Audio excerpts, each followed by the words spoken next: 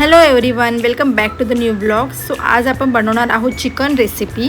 मी तुम्हाला last time बोलली होती तुम्हाला मी कोकणी स्टाईलचं चिकन कसं बनवायचं ते तुम्हाला दाखवणार आहे. तो हे अशा प्रकारे आम्ही चिकन सॅग्रिगेट केलं आहे. एक हड्डीवालं चिकन आहे जसं आम्ही रस्सा बनवणार आहोत, आणि सेकंड आहे दुसऱ्यावालं जे आहे ते बोनलेस आहे, ते फ्राय करूया. सो त्यासाठी फर्स्ट तर कांदे जरासे बारीक चिरून घेऊया. तुम्हाला जसं टाईपचे चिरायचे तसे तुम्ही बारीक करू शकतात. तर मी असे फास्ट उभे चिरते. हे वाटपासाठी आहे, म्हणजे तुम्हाला ते पहिला कांदा खोबऱ्याचं वाटप करायचं आहे.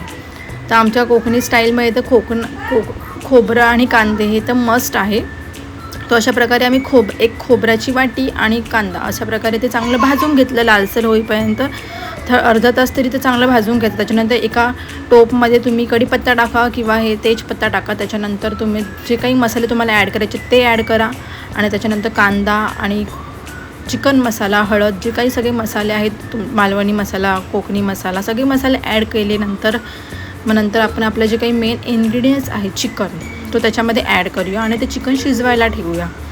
सो त्याच्यामध्ये अशा प्रकारे ते वाफेवरती पहिल्यांदा आपण शिजूया, असं झाकून ठेवूया. त्याच्यानंतर नेक्स्ट आहे आपली प्रोसेस, म्हणजे जे काही आपण कांदा आणि आपलं खोबरं आहे जे आपण भाजून घेतलं होतं ते त्याचं वाटप करायचं, आणि त्याच्यानंतर चिकनमध्ये थोडंसं पाणी टाकायचं आणि ते जे वाटप आहे ते त्याच्यामध्ये ॲड करायचं, आणि अशा प्रकारे आपलं कोकणी स्टाईलचं चिकन रेडी झालं.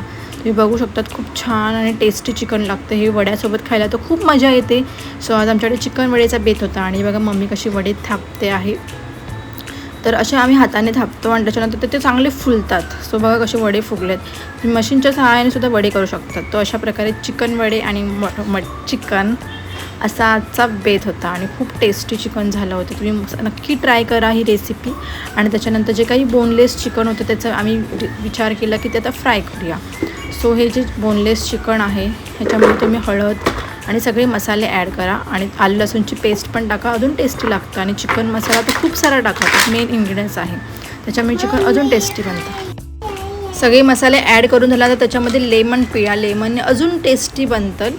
सो त्याच्यानंतर सगळं प्रॉपर असं मिश्रण मिक्स करून घ्या, आणि त्याच्यानंतर थोडा टाईम ते मॅरिनेट करून साईडला ठेवून द्या, आणि त्याच्यानंतर मग ते फ्राय करा.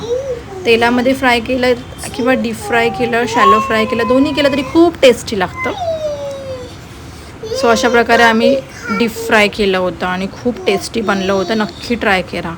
Thank you for watching. Bye, take care.